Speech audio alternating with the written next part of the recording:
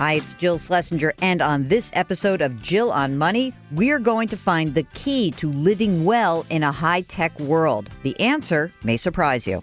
You have all these things on your phone. They're all clamoring for your attention. You have some explanation for each. Here's the reason why I downloaded that, or here's what I could do with this. But the overall negative cost of having your attention constantly being pulled at, constantly being manipulated, can far outweigh the sum of all those little benefits they bring you. Welcome to the Jill on Money podcast. I am Jill Schlesinger, and I have such a great treat today because I've been a fangirl of this guest for a while. His name is Cal Newport. I kind of fell in love with him when he wrote a book called Deep Work. His newest book is called Digital Minimalism, Choosing a Focused Life in a Noisy World. When we are through with this interview, I want you to reassess how you are using social media and all of your communication tools. It will blow your mind. So here's our interview with Cal Newport. You're listening to Jill on Money with Jill Schlesinger. Okay, this is so exciting for me. I'm a little bit of a fangirl. Cal Newport, live in the studio. Welcome to the program. Of course. Thanks for having me. So we start the show with a very specific question, and that is, what is the best financial or career decision you've ever made? Oh, that's interesting. Well, probably the best career decision was all the way back as an undergrad. I was a computer science major and was trying to figure out, do I want to go into industry? So I had a job offer from Microsoft, so stock and good salary. Or do I want to go to grad school? Very little salary, no stock options. But the idea I had was, if I go to grad school, I will have enough flexibility that I can keep writing books while continuing to do my computer science education. That's interesting, because there was also a certain amount of, you could sort of have a nice steady stream of income if you kind of made it through and got on a tenure track, but also indulge your creative side and be really have excitement around that and find your passion. That's awesome. Yeah, it worked out well. And also it gives you this balance. So if, let's say, the academic life is grinding you down, you can take some refuge in the writing. And then if you go through a stage when the writing's grinding you down, you can take some refuge in the academic. And I could bounce back and forth and sort of self-modulated. That's great. It worked. I first became familiar with you when you wrote a book called Deep Work, and it kind of blew my mind. So can you just outline a little bit of the thesis of Deep Work, and then maybe we can talk about how that may have led to your current new book, Digital Minimalism? Well, they're definitely connected. So Deep Work, in some sense, was talking about some of the unexpected consequences of technology in the workplace. And the argument it was making is that we are undervaluing focus. So we're undervaluing what you get out of sustained concentration, and we were overvaluing convenience of, let's say, flexible communication or accessibility. And so the argument was, if you're an individual or organization that cultivates the ability to focus intensely during work, you would have this huge competitive advantage because almost no one else was doing it. When you started writing that, what year was that about? Probably 2014 is when I started to get serious in the research for that. So already we had the iPhone out for 7 years. We have lots of different interruptions, but the focus part of that, we've always been interrupted by different things in our lives. I mean, email or the phone way back when. Yep. So what is it that you prescribe in Deep Work that you have found has really yielded great upside for people who need to focus? Well, even the vocabulary was a big deal for a lot of people. The shallow work, which is the emails and the meetings and the putting together the PowerPoint slides, is different than the deep work, which is the sustained concentration. And that when you make the claim that it's the deep work that actually moves the needle, that's what actually is going to push you ahead in your career or going to raise the profit of the company. While the shallow work is just what keeps the lights on. It's the logistical work that keeps things going. And noting that those are two different things. So it's not just enough to say, I'm busy, or that I work really hard, I was in the office all day, that you actually have to start thinking what type of work I'm doing. Just adding those terms to the efforts that people did in the office, I think really helped people rethink, okay, what am I actually doing here? Frenzy is not enough. You know, the actual type of activity matters, and focus is producing the value. And what's interesting, I interviewed Daniel Pink, who wrote a book called When, and he talks about doing deep work at specific periods in the day, which may be different for every individual. Did you find that also? It is different, but what they share in common is a commitment to having actual systems for how they schedule it and rituals surrounding the actual deep work, because it's actually really difficult. It's a big ask of the human brain to say, I want to give sustained attention, especially to something that's abstract or symbolic. Like this is a big ask. It's not something that you're going to feel like you're in the mood to do. It's not something that you easily slip into. So serious deep workers have these scheduling philosophies. This is when I do my deep work. Could be different between what you do or I do, Right? but it's clear. And they have these rituals that surround it. Okay, how do I coerce my brain into actually entering this mode of sustained concentration on something abstract? So that is really common. And what do you do to drown out everything else? So you don't put your email on, you turn off your phone. What else? Yeah, well, it's key in the definition of deep work that any distraction means it's no longer deep work. So even the quick glances, only every 15 minutes, still doesn't count. If you're looking at an inbox at all, if you're glancing at a phone at all, it doesn't count. So that's the hard and fast rule we have for deep work, is that it has to have zero distractions. Your attention needs to be on the one thing and only that one thing, getting your sustained concentration. Because we have a lot of research that shows what kills you in concentration is not multitasking, it's the context switching. So even if you just context switch for a minute to look at an inbox, you're going to pay a cognitive price for a long time after that. And so we got the message maybe around 2010 or so that pure multitasking doesn't work. So if I'm on the phone and answering email while trying to write something difficult, I'm not doing any of them well. The subtle issue, though, is people now think they're single tasking because they only have, let's say, Microsoft Word open. For the most part, they're only working on that one hard thing, but they're doing these quick checks every 10 or 15 minutes. Right. So if I check my phone while I'm writing my manuscript, I am really losing ground in that endeavor of deep work. After you put the phone away, you continue to lose ground. And How long? Well, at least 10 to 15 minutes. Wow. Yeah. And I would say most knowledge workers go less than 10 to 15 minutes in between quick checks. And so they think they're single tasking because, literally speaking, they're not doing these things at the same time, except for in those quick moments that they're checking. But the attention residue cost, which is the term that comes out of the psychology literature, the attention residue when you come back to the primary task lasts for a while and reduces your cognitive output. And so that's why deep workers are so adamant that there can't be a single glance. And if you glance, the whole session no longer counts as deep work. What? Yeah. The whole thing? The whole thing. Not even like that first half hour where you blew it? No, if you've glanced in the last half hour, it doesn't count. Okay, so let's use me as an example. Why not? I wake up very early, so I have to check my email because I'm in news, right? So I have to make sure nobody needs me to come on set or do anything. I do that very quickly. And then, should I put an auto reply on my email at that point and basically say, I will not be checking email for the next 2 hours? Or develop a ritual that the people who need to reach you know. I mean, something that's very common is you have some sort of emergency procedure. So, okay, here's my phone number. The people you work with know. If there's something breaking, you could call this phone or send a text message. Right. Otherwise, this is my writing time, and then I'll be back on it at whatever, right? Expectations are set. And people adjust pretty clearly. It turns out in the workplace that predictability is more important than accessibility, and we often get that wrong. What people need to know is, I know how and when I can reach you, and how that system works is more important than actually having 24 access to you. Interesting. Yeah. And if there's some emergency, someone has your number, they'll call you. Yeah. Right? You put a little bit of friction in, you're surprised by how rarely that actually happens. There are some people who have said to me, but my boss really expects me to check in during vacation.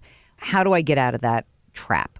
Right. But I mean, a lot of that is often the predictability versus accessibility dynamic. If it's unclear when I can reach you and when I can't, then I just need to be able to reach you, right? Because I can't deal with this idea that I might need you and I have no idea how to get in touch with you. And so let's just default to answer my emails. Yeah. But if it's clear, okay, here's how it works. I am definitely reachable. There's certain periods when I'm not, when I'm doing this type of work. When I'm on vacation, this is my point of contact. These are the rules of engagement for getting back in touch with me. That type of clarity almost always satisfies. Do you think that the autoresponder actually works or doesn't work? I think it could be useful because it does give information about accessibility. I think in general, what I call communication rules are useful, which is having clarity. So for example, I don't have an autoresponder as an author, but I have a pretty clear set of communication rules on my website. Here's 4 different addresses. They each have different purposes. So use this address for this, that address for this. Here are the expectations about whether or not you should expect to hear from me or whether or not I'll read it. And so it's clarity. And you would worry, and a lot of writers, for example, might worry, well, that's going to upset my readers. But they don't seem that upset. Actually, what's more upsetting the readers is if you don't have that clarity say, I don't know, I see an email address. And so I And had, you didn't respond I to had me. an expectation, an implicit expectation that you were going to respond, and you didn't. If you instead say, here's my address, I love to get XYZ, but I probably won't respond, people are okay. It's like, great, Right. I got it. I didn't expect a response, and so I'm not unhappy. And then when you do respond, when you see a good lead or something, people are way more happy than they would have been. They don't take it for granted. That is great. So this work, Deep Work, was really popular. And what year was that published? 2016. 16. And here you are already with another new book out. And so basically you've lapped me 6 times. Isn't this your 6th book? Sixth book, yeah. I just had my first book out today on the day of this interview, and you now have lapped me 6 times, and you are a lot younger than I am. So what do I have to show for myself? Not a lot, I guess, huh? Well, see, once you start deep working, though, we'll be You back think? here next year. Who You'll knows? be at book 4. Yeah. All right, there you go.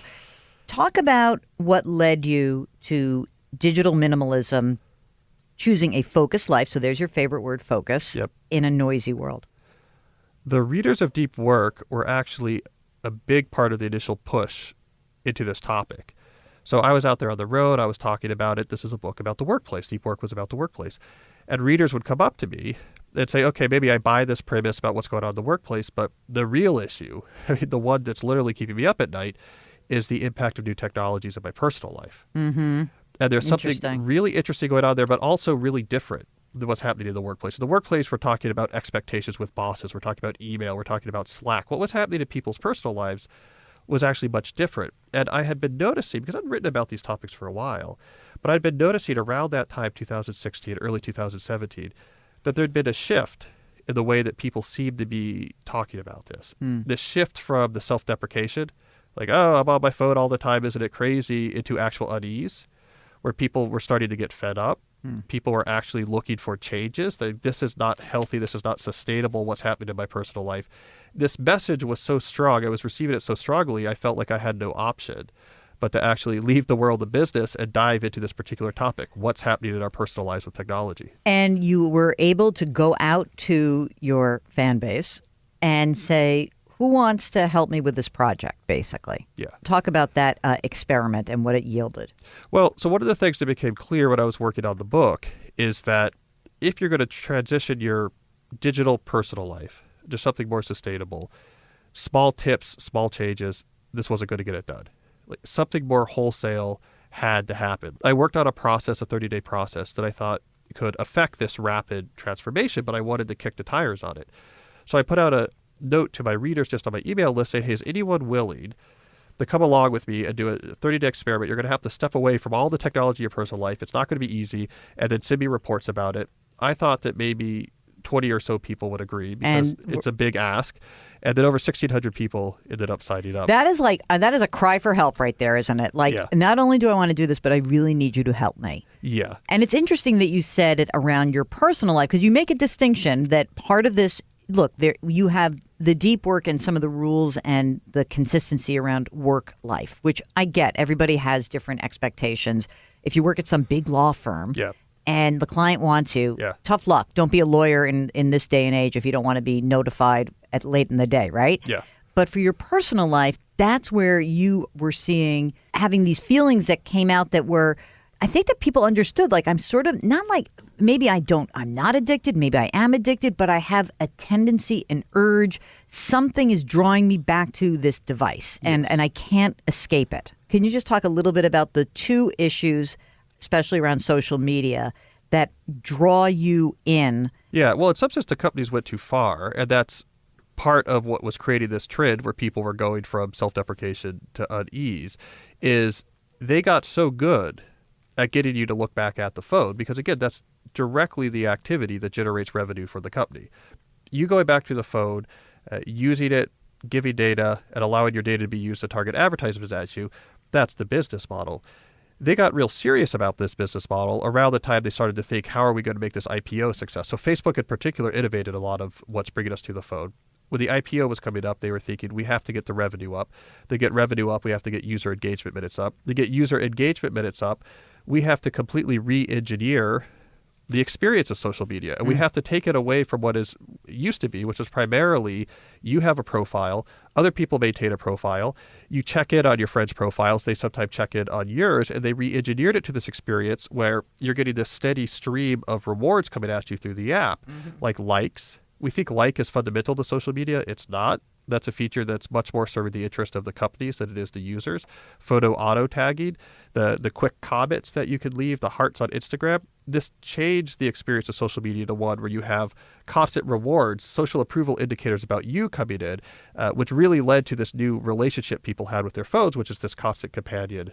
I'm always clicking, which is different than it was before. I love the you said that the tech companies encourage behavioral addiction, intermittent positive reinforcement. That's the hearts, that's the likes, which you think should just be banned. Like everyone should stop doing that immediately. It's not a feature that was added because it made the user experience better. Those were features that were added because it quadrupled user engagement minutes. That's incredible. And the drive for social approval, because we are social animals, right? And we do want that.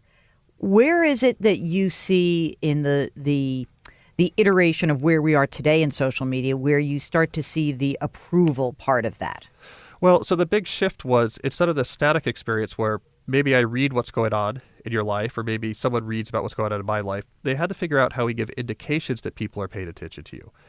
And so if I see there's likes, that literally means someone liked something I was doing. So if I tell you, like, here's an envelope, and in this envelope is something that someone was thinking about you, human nature makes it almost impossible not to open that envelope. Whereas if I say, hey, in this envelope, there's something interesting or funny, you're like, oh, that's nice. Maybe I'll get to that. But if I tell you, no, someone said something about you, I wrote it down, it's in that envelope, you're going to have to open it. And so the social media platforms figured out pretty quickly, we have to find these indicators of social approval. We have to make the stream of social approval indicators as rich as possible, because that's human psychology 101.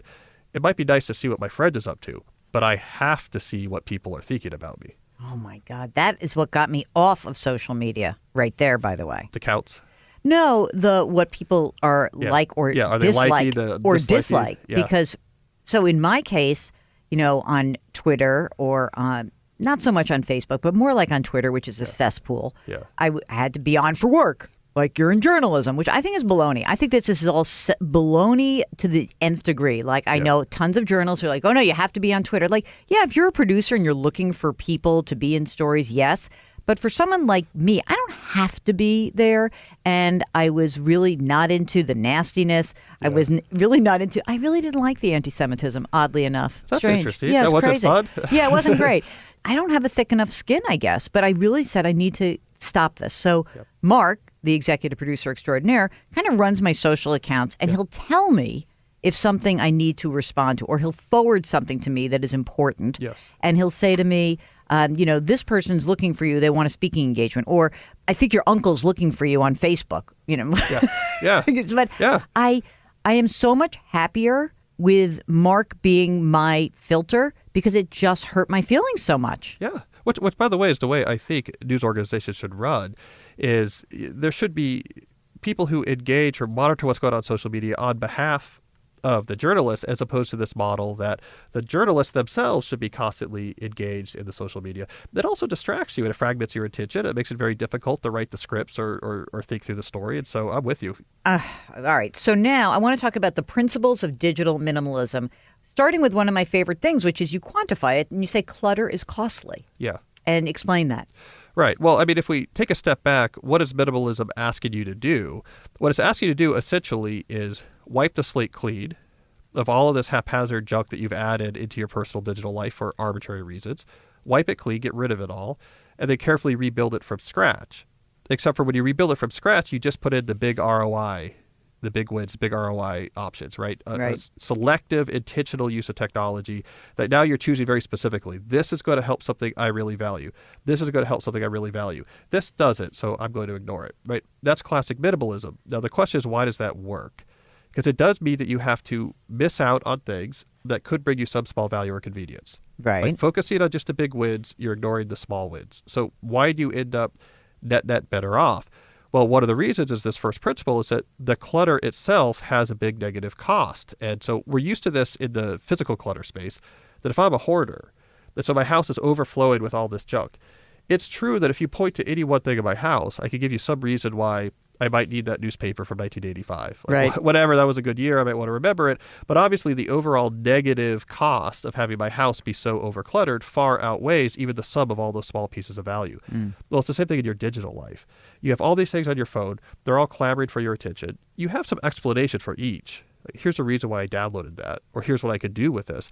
But the overall negative cost of having your attention constantly being pulled at, constantly being manipulated, can far outweigh the sum of all those little benefits they bring you. So the first thing I did after I read the book was I deleted all social media from my phone. And then I'm like, okay, not missing it at all. Okay. And the other thing that happened, it was weird. I think this was before I read your book, but I was sitting at a bar in New York, totally enjoying a beautiful bourbon, and I'm looking at my phone, and I thought to myself, 15 years ago, I'd be sitting at this bar and talking to the person next to me. Yeah. Right? And I put my phone away, and I turned to the guy next to me, and I'm like, so where are you from? And it was so much more of an interesting experience. And I'm an extrovert anyway, so I like talking to people. I like face-to-face conversation. It was so much a richer experience. And I know that sometimes when you see everyone else on their phones, you want to go on your phone, but it was so much better to talk. Yeah. Well, I mean, that's one of the specific examples I give in the book is the waiting in the restaurant or the bar for someone you're going to meet and just being there.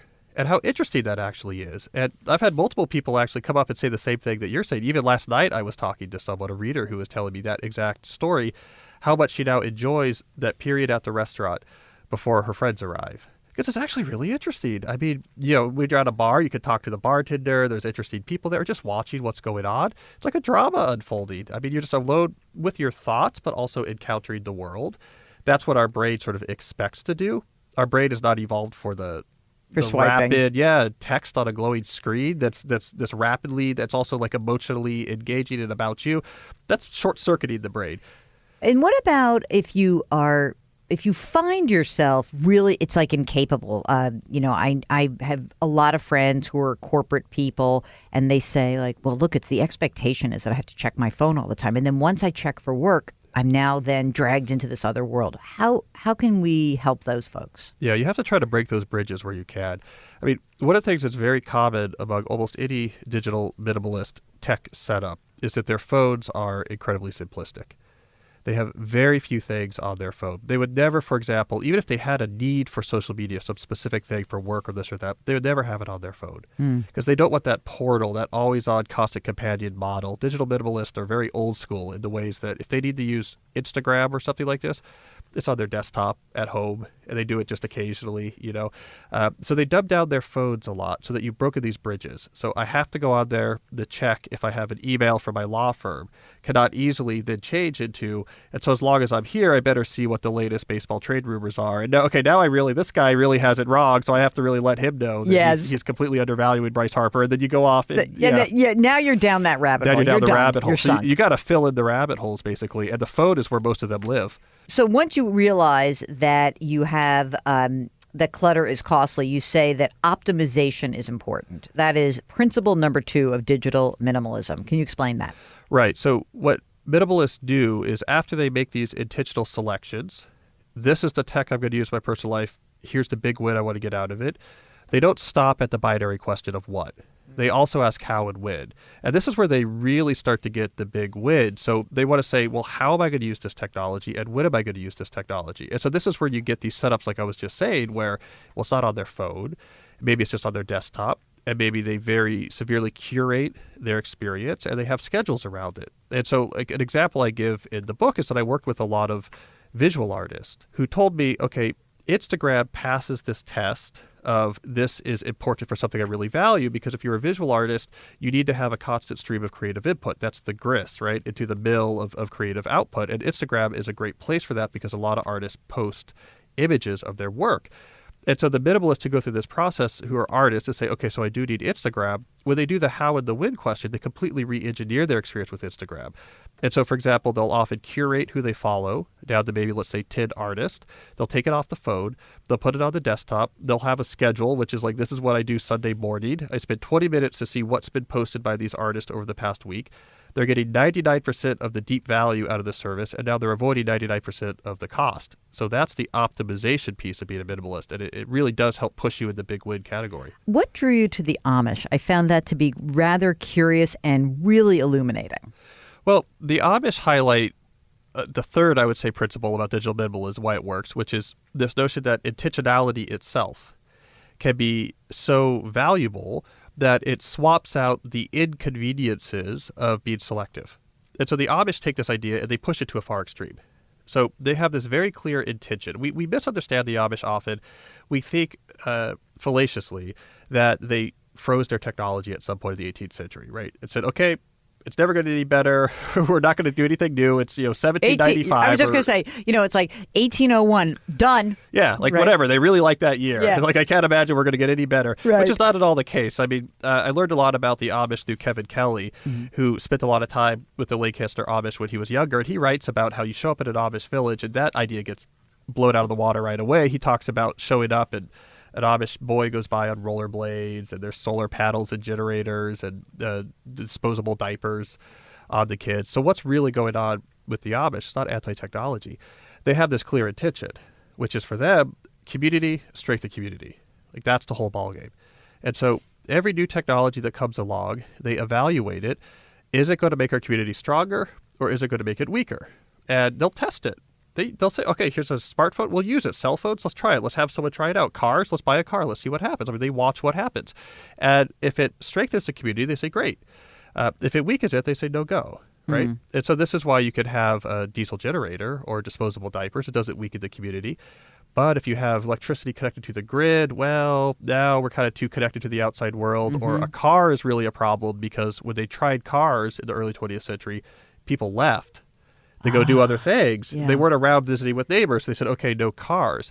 Now, I'm not advocating that we should follow the same value system of the Amish, but the fact that the old Amish community still exists, even though they're surrounded by Western East Coast civilization, it's not like they don't know what's going on, emphasizes this broader point, which is there could be so much value in being intentional that it swaps out the inconveniences, because they have inconveniences pushed to an extreme, and yet this order still survives in large part because there's such value out of being intentional. So on a much smaller scale, that's why digital minimalists could end up better off is, it's inconvenient sometimes not to have all these apps, but the value you get out of being so intentional about your technology can be so satisfying that it swaps out all of those minor inconveniences. And the thing that I thought was really cool is as you talk about going on your 30-day digital purge is that, obviously you're saying like, don't go cold turkey and then bring it all back. It's really about thinking, what have I missed? And what am I going to replace this with? I have always been a physical book person. And even, I tried a Kindle for 5 seconds and even an iPad, but I always like holding a physical book. And I think the reason I really like it is I feel like I'm immersed in it. And that when there's technology that's underlying it, then I can be distracted quite easily. What is it that people are bringing back into their lives that they hadn't thought about in a while that will help them bridge the gap between what they had and what they will have? Well, analog leisure is a big part of what people rediscover when they do this 30-day declutter. And by the way, I use the term declutter very specifically instead of detox, because to me it's this mystery, the way that the digital community has appropriated this term detox. It's a real perversion of the actual meaning of this term, right? It comes out of the substance abuse community, where a detox was you break the sort of addictive compulsion to use something as the first step towards building a new life that doesn't have this in it anymore. And yet in the digital community, we have this weird notion of a detox where like, okay, here's the idea. We take a break and then go back to what we were doing before, which baffles people who are used to this term from before. And so I use the term declutter because it's not about taking a break. It's about completely changing. So during this 30-day process where you're away from basically all of these technologies before you rebuild your life, analog leisure is one of the big things that people report back to me, is that they rediscover things as simple as going to the library and getting a stack of random books. Like, okay, I'm now going to go home and read these, and they're random, and I might like some and I might not others, and it just kind of seems interesting, and I have a weekend afternoon here. That's something we were all used to, but we've lost. Getting back into hobbies is a big thing for people. And physical hobbies. There was something really interesting about that to me, that there was something about whether it's a gardening project or some sort of home improvement project, that was very satisfying. Well, and this is something I really discovered working on this book, is that there is a difference between even a skilled digital activity and a skilled physical activity. And a lot of it is the way that our brains have evolved, because we're a tool-using species, is that what our brain is set up to do and craves is manipulating the physical world and seeing your intention manifested concretely. Like that's what you use your hands and you hit the stone, right? And you build the arrowhead and you could see that you've built something new. You had an intention and you changed the physical world. We really need that. And until recently, we always had that because almost any activity you did was going to be something in the physical world. You were making something, you were building something, you were repairing something. And so people find great pleasure when they get back to that. They had forgotten how much joy they used to get out of that, and they were unaware of the degree to which they had pushed almost any physical interaction with the world out of their lives and replaced it with just an interaction with a digital stream. When you think about the minimalism, you also include not only YouTube, but streaming media. And I found that interesting because I was like, why is that? Is that just because of the binging? Yeah, actually, my readers are the ones who pushed that onto me. Huh. So when I did this original experiment, I had a list. Okay, here's what I mean by technologies in your personal life. And I didn't have streaming media on it. Because I don't know, to me it was kind of confusing, like, is it TV or not TV? I mean, we have it come through our TV, and it's sort of, I mean, it's not the same as TV. It's kind of the same thing. And I have 3 young kids. We don't watch a lot of TV. I mean, we don't have a lot of free time, so it didn't really occur to me. But the 2 pushbacks I got was you need to add streaming media to it, and it was because of the binging. People were using this as a way to not have to actually engage with the world or themselves or their own thoughts. And then video games. Oh, that right, wasn't on my radar right. at all, but a lot of young men wrote in and said, that has to be on this list. So those are the 2 things that I learned are having a big effect in people's lives that I didn't even really realize about. If you're not a binger, should you still strip that away?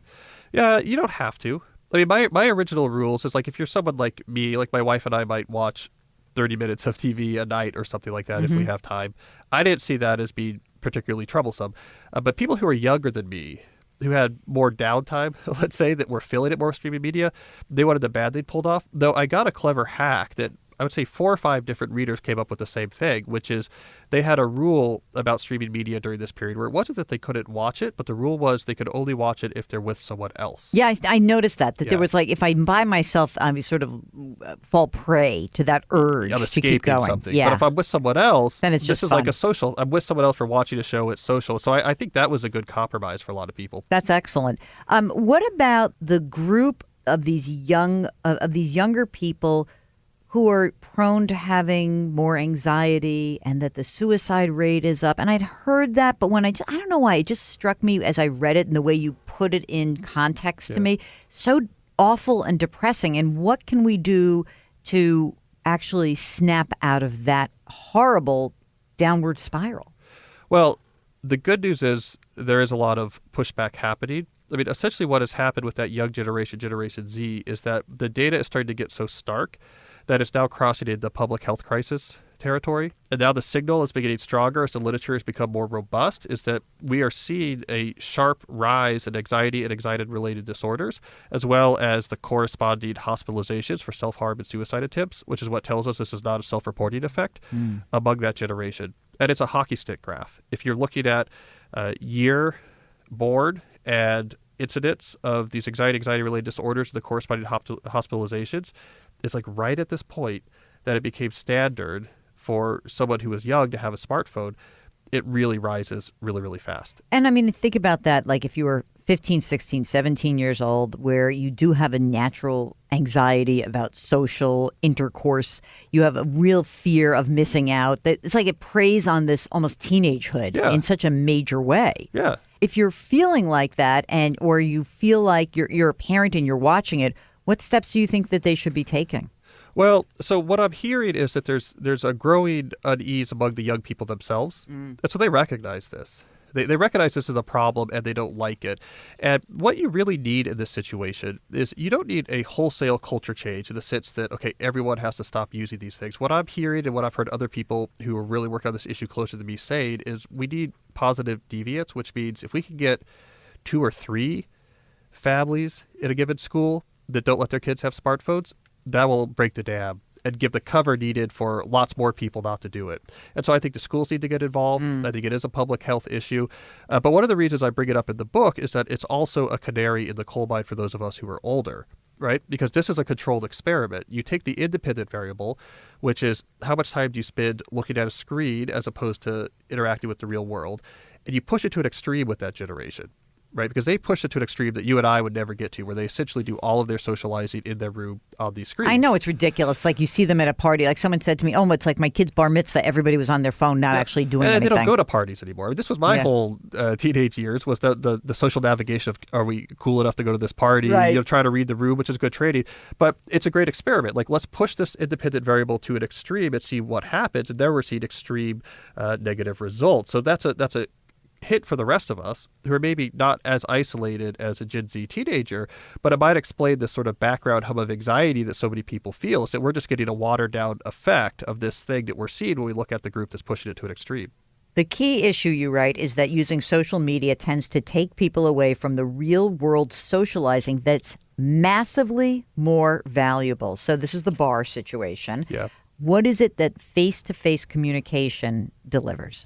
Well, our brain is primarily a social processing computer, and there's a ton of neuronal hardware that is optimized for actually reading the rich stream of cues that you see if you're actually in a physical analog conversation. So it's looking at small changes in facial structure. It's looking at body language. There's an effect called limbic consonance, where I'm actually going to start to try to match some of the rhythms and intonations of your voice so that there's more of a connection there. These are huge parts of the brain that are working on, how do I sit here with another person and navigate this back and forth interaction? I'm doing something called mentalizing, which means, okay, now I'm also simulating your brain in my brain so that I can essentially run experiments in my brain as to how will you react if I say this or that, right? That's also going on when you're interacting with someone face to face. So we have all of this hardware that's optimized over evolution to handle something that's incredibly complicated, which is human interaction. Almost none of that hardware gets used when the interaction is digital and on a screen. If it's just text-based, or even worse, just a icon like a like button, and you see a count go up from 6 or 7, or I say happy birthday on your Facebook wall, none of that uses any of that machinery. And so you might be telling yourself, oh, I'm so social. I said happy birthday to 23 people this week. But as far as your brain is concerned, you haven't talked to anyone. How does that play out in a workplace where there are so many remote employees? I mean, you remember when Marissa Mayer got her ass kicked because she's like, no more working remote. Maybe she was onto something where people did need to be in the same physical space, not every single day, but more often than not, to be more collaborative. To be more collaborative, but also to avoid real large problems that were coming out of misunderstandings. Because when you're just in, let's say, an email or Slack-based communication, you're not getting any of these social cues, voice intonation, body language. And so we have a really hard time trying to extrapolate that from text. And so what happens is when you're almost all doing text-based communication is there's all these misunderstandings. Like, well, Jill, I think, is mad at me, or, right? Because you don't know, you don't know how to put tone into just text. And so people get resentments, people get really upset. There's sort of false divisions that are happening. Things get heated. And this is all because we're social creatures that don't know how to socialize through ASCII characters. We have to have the analog component. And so there is a lot of pushback on remote working. And I think this is part of it. Sherry Turkle, the MIT professor you mentioned in the book, she's reported that even in non-remote workplaces, this is a problem with young employees because they're uncomfortable, because it's very hard, right? It's very hard to do interaction, which is why we're supposed to spend our whole adolescence practicing it. We're supposed to be, in the party and try to read the room and having these conversations. If you don't practice, you're not very good at it, because it's incredibly hard what we do. What seems easy to us is actually really, really hard. And so if you spent your whole teenage years avoiding that, communicating through ASCII instead of analog, even if you're in the office, they're very uncomfortable talking to their boss face to face. I'm hoping that your book and more of the research that comes out is really going to prompt people to have these conversations. Although there was only one thing that I had a pain in my belly when you said it, which is, I walk my dogs a ton, so I'm out and I walk and it's great. But I think you don't approve of the fact that I listen to podcasts while I do that. Well, I'm not anti-podcast. So you can definitely listen to podcasts, but the key is to have some times when you're not. I know. That's what I'm going to do more. Solitude. Yes, Time alone with your own thoughts. You don't have to always be alone with your own thoughts, because then you're lonely. Ben Franklin wrote about this and went back and found it in his journals, right? He talked about solitude is crucial, but if you do too much of it, you're going to be very unhappy. So you can't do no solitude. If you're never alone with your own thoughts, it's problematic. On the other hand, if you're always alone with your own thoughts, like in solitary confinement, That's not so great either. So I give you dispensation Some to listen podcasts. to podcasts. But I can cut down a little bit. I think that's okay. Okay. Cal Newport, before you leave, when we started, I said your best financial or career decision, you said was actually going to grad school, going into academia. What was your worst? Oh, probably the amount of student loans I took out as an undergraduate. I didn't really think much about it. No, why would you? Yeah. Now, fortunately, this worked out okay. This book writing thing, I was able to pay those back. But yeah, I mean, it was so casual. I mean, it still is now, but it was so casual back then. I know. They're like, yeah, here's some money. It's fine. Don't worry about it. Right. And anyone could get it. And any kid could get it. Now any parent can get it. Yeah. Do you know the fastest growing segment of people who borrow for education are those over the age of 60? Interested. Does that blow your mind or what? I mean, the numbers aren't as big. It's just that the pace is insane. There's so much money to be made there if you're the loan givers. Yeah. And also, like, there's so many like broken hearts and terrible stories of people over 60 who are like, yeah, I wish I could retire. Yeah. Can't. Sorry. Yeah. All right, Cal, I don't want to bring you down. Yeah, now I'm sad. No, don't be sad. I love your books. I think that you are fantastic. It's a breath of fresh air. And for those of us who are feeling the pain of that pull, it is a perfect antidote. So thank you so much for coming on the program. Well, thank you. I enjoyed it. Thank you so much to Cal Newport. I hope this really is helpful for you. It was incredibly helpful for me. Remember, we drop new episodes of Jill on Money every Tuesday and Thursday. And in between those days, just hop onto the website, jillonmoney.com, and you can buy my new book. It's called The Dumb Things Smart People Do With Their Money, 13 Ways to Right Your Financial Wrongs. Our music is composed by Joel Goodman. Mark Talercio is the executive producer. We're distributed by Cadence 13. See you next week.